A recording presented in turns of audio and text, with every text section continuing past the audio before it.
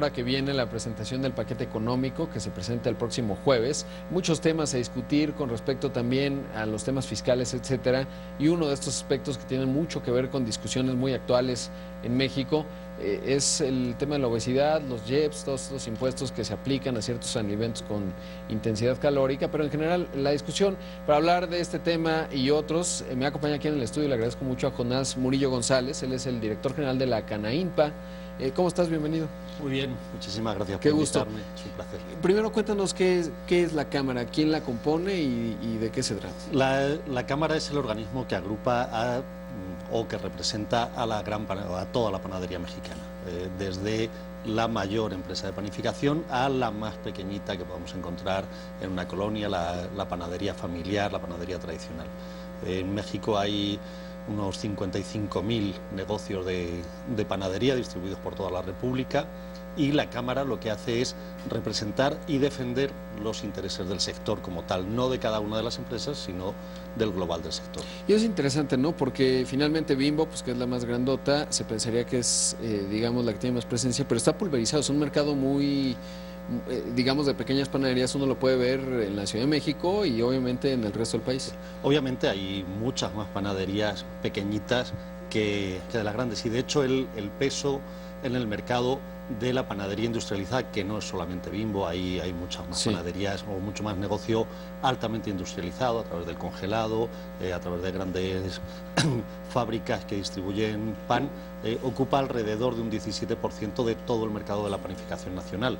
El otro 83% es panadería, lo que conocemos como panadería tradicional, que es la panadería pequeñita, entre las muy pequeñitas y las de cadena.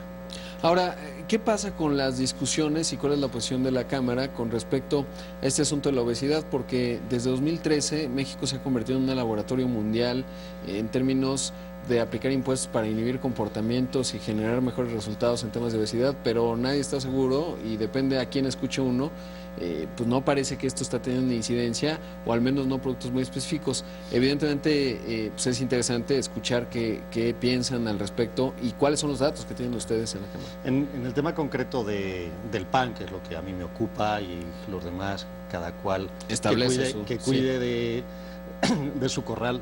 En el tema del pan, a base de estudios, no es una cosa que diga yo, vemos que no hay una relación directa en ningún momento con la obesidad ni con la diabetes. ¿Cómo vemos eso? Si lo vemos en comparativas internacionales, nos encontramos con que en México estamos aplicando dos mitos que no son ciertos. El primero de ellos es que México es muy panero. Siempre se dice, no, en México comemos muchísimo pan. Eso no es cierto. En México se consumen alrededor de unos 34 kilos por persona al año, frente a los 90 que se consumen en Chile o los 80 de Argentina. Si vamos a Europa, en España están consumiendo alrededor de unos 75 kilos, en Alemania 90, hasta puntos como Italia, que consume 140 kilos, o Turquía, que está por encima de los 200 kilos por persona al año. Visto eso, lo primero que vemos es que no consumimos tanto pan como creemos. Pero cuando lo ligamos con la obesidad, encontramos el segundo mito, que es erróneo, que el pan engorda. Si vemos las líneas de consumo nacional frente a las de los consumos internacionales, vemos que mientras aquí tenemos una obesidad superior al 70% de la población, en países como Italia, que consume 5 veces más, por lo menos, no llegan a un 40-42% de obesidad entre su población. Y como eso, con cualquiera de los grandes consumidores de pan en el mundo, vemos que no tiene una relación con la obesidad. Es decir, son países que no tienen la obesidad como un problema de fondo, como sí lo tenemos aquí, y sí nos está generando un gravísimo problema. Por otra parte, los consumos de pan en los últimos años han ido a la baja. En los últimos 20 ¿Y esto a años, qué se debe? Pues se debe precisamente a estos falsos mitos, al pensar... O sea, ¿el consumidor sí es consciente y deja de consumir pan, o es un tema de impuestos y entonces se reduce la capacidad el consumo? Realmente ha sido una cuestión de ir diciendo que es que el pan engordaba, que el pan no era bueno, que era el causante de todos los males del país. Hay que pensar que en México se lleva consumiendo el mismo tipo de pan y más o menos en las mismas cantidades, es decir, las disminuciones... ¿Qué es el pan que más comemos? ¿Bolillos? ¿Será? Consumimos de todo. Hay que pensar que México es el país con más tipos de pan del mundo, y sobre todo en panes dulces. Sí. Los principales son la concha, el bolillo y la telera, como reyes del panorama. Y luego tenemos todo tipo de... Solo hay un país variedad en el mundo, los boulangeries en Francia, creo que se comparan en variedad, pero uno pensaría que no hay tanta variedad, y México tiene esta fusión de cocina, o sea, digamos, nos viene la pastelería francesa por un lado, que se refleja en los panes, con la tradición española. Yo creo que como variedad hay más variedad en México.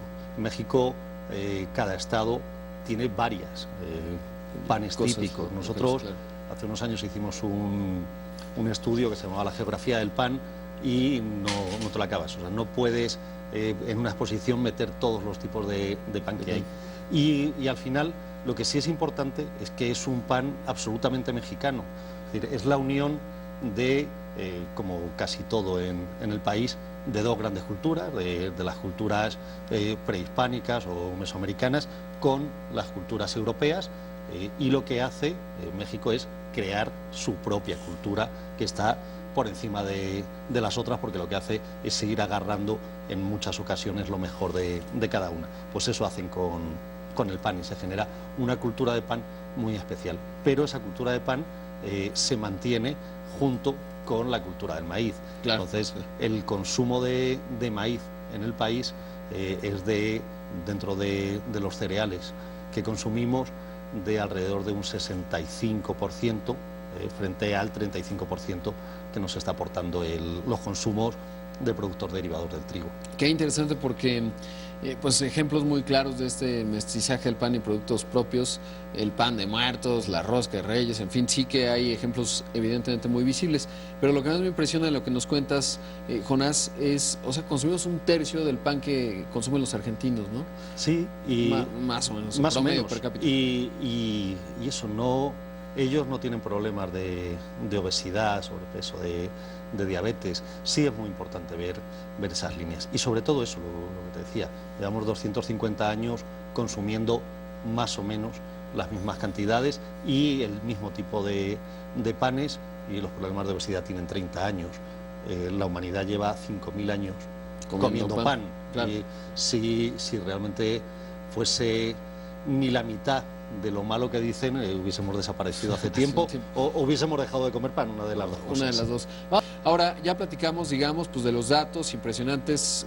Comemos una tercera parte y una tercera parte que los argentinos, una quinta parte que los italianos. Se ven muy delgados, algo tendrá que ver. La genética es una discusión realmente compleja, multifactorial, como siempre lo han dicho, incluso desde la COFEPRIS, como también cuando uno platica con los de los refrescos, pues también se deslindan, y cada uno, pero al final ahí están los datos. Ahora, ¿qué pasa en materia de impuestos? ¿Cómo les va a ustedes en ese frente? Pues en materia de impuestos tuvimos el IEPS en el 2014. El IEPS fue un golpe muy fuerte para la industria, posiblemente fiscalmente el más importante. ¿Cuánto cobran de...? El 8%. Realmente no está dentro del artículo 2, que se reformó en la sección J, sino que apareció luego la miscelánea fiscal como instrucción del SAT, exentando el pan blanco, y de esa forma parecía que lo que estaba grabado era el pan dulce. Finalmente, el pan, desde el SAT se hizo una consulta, nos dijeron que había que grabarlo con un 8%. El problema de grabar con un 8% es que la elasticidad del producto no da. Es decir, es un producto absolutamente básico, es la forma... el pan lo consume mayoritariamente los deciles más bajos de la población. De hecho, el 75% de todo el pan se vende entre los 5 deciles más bajos. ¿Qué encontramos con eso? Que no tienen capacidad, que mientras sus salarios crecieron un 2% en el mejor de los casos, el pan le subió un 8%. Eso significaba que un día a la semana iban a dejar de poder consumir el pan. Un pan que además, por ejemplo, una concha es la forma más económica y más accesible de consumir leche, huevo, hidratos de carbono, grasas vegetales, azúcar, que las necesitamos realmente para desarrollar una jornada laboral o una jornada de juegos o de estudios para los niños. Pero además de eso, es que desde hace 15 años el pan está adicionado con una serie de vitaminas, entre otras ácido fólico, que es muy importante para el desarrollo de los niños, de los fetos, para evitar problemas de espina bífida. Bueno, pues el consumo de pan ayuda a eso. ¿Qué hemos conseguido? Que haya gente que no puede consumir ese pan. Hay quien no, que la elasticidad no daba, entonces no se ha podido repercutir del todo. ¿Qué significa eso? Que realmente lo que han hecho ha sido bajar el precio del pan, un precio que lleva mucho tiempo sin moverse, entendiendo además la solidaridad del sector de la panadería. El panadero debería cobrar o tendría que ver cuáles son los precios que le convienen, pero también tiene que tener en cuenta quién es su cliente, a quién realmente está apoyando. Entonces, siempre ha sido un sector solidario, siempre ha sabido mantener un estatus de precios, precisamente porque su consumidor no tiene la capacidad para poder subir y no poder dejar a la gente sin comer pan por todas estas cosas que estamos comentando. Entonces, un 8% fue un impacto muy importante, que además lo que consiguió es aumentar la informalidad. Es decir, se cerraron tema, ¿no? en el 2014, casi cayó el negocio un 8%, se cerraron un 10%, podía ser, de la panadería. Pero realmente no se cerró toda. Hubo quien lo que hizo fue cerrar la cortina de delante, abrirla de detrás y pasar la informalidad, con lo cual, aparte de un problema económico, generamos un problema de salud pública. Es decir, la panadería formal está controlada por las autoridades. La autoridad de salud visita constantemente las panaderías para ver cómo están las cosas, cosa que es lo normal y lo lógico, y podemos tener una trazabilidad de producto. Es decir, si tú quieres, puedes llegar a saber dónde se plantó el trigo con el que están haciendo tu bolillo. La informalidad no sabemos. ¿Qué representa hoy la informalidad dentro de la industria? Es decir, ¿de qué problema estamos hablando y cómo evolucionó desde 2014? Pues calculamos, al final el tema de la informalidad es complicado de ponerlo en números, pero de las 55.000 panaderías que habla el INEGI que hay a lo largo de todo el país, calculamos que por lo menos 20.000 están en informalidad. Y es un asunto importante. Ahora, ¿qué ha ocurrido? Ya mencionabas que más o menos se ha mantenido estable y quien ha absorbido, digamos, este 8% pues son las panaderías, y cerró el 10%, ahí queda claro qué ocurrió. ¿Cómo va la tendencia y sobre todo cómo van a plantear la discusión? Porque ahora empieza un proceso que siempre se da para mucho cabildeo en la Cámara de Diputados, ¿no? Bueno, en las cámaras. Claro. Nosotros al final seguimos manteniendo la línea que hemos mantenido desde el primer día. Que no debería estar el pan dentro de este impuesto. ¿Por qué? Primero, porque sí es un producto básico y la propia norma nos habla de producto no básico. La basicidad de los productos no deja de ser un criterio estadístico, no es un criterio jurídico, no hay nada que te diga qué sí es y qué no. Y de hecho, en función de la canasta básica que analices, vas a encontrar que sí está el pan dulce o que no está el pan dulce. La canasta del Banco de México sí está, la del INEGI no. ¿Cuál de las dos es la que nos da la pauta?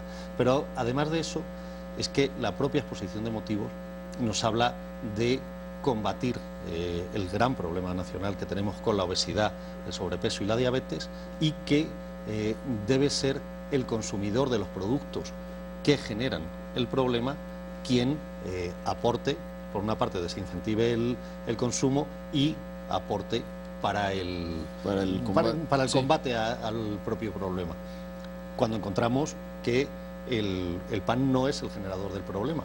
Entonces, entendemos que no tiene lógica que quien no está generando el problema sea finalmente a quien se está perjudicando.